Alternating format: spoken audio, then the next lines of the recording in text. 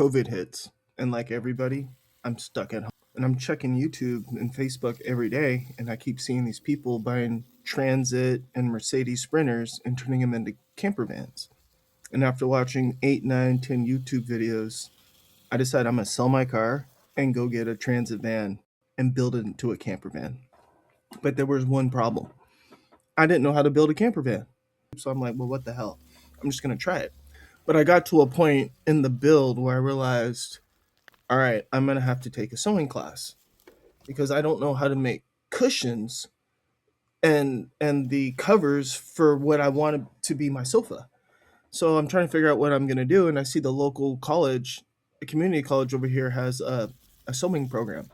So I enroll in it.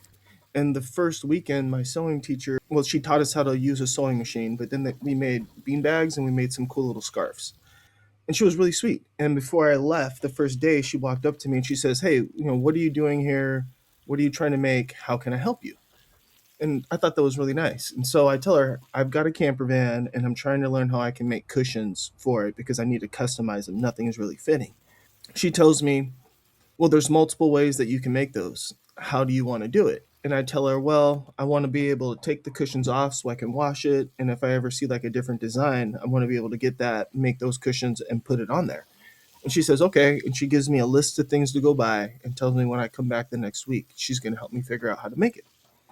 So I come back the next week. I've got my stuff. She puts me on a sewing machine. She tells me how to do it. I learn, I make my mistakes on that piece. And then I just go home and I buy my own sewing machine and I make my own set of cushions. But that's got me in the garden thinking, why is it that I spend 10, 20, 30, 40, $50,000 on an MBA degree and not one time then or before that did I have a professor come up to me and say, what type of life are you trying to build? What are you trying to do? That's make sure you have the right tools, materials, and you know how to use them to get the exact results you want.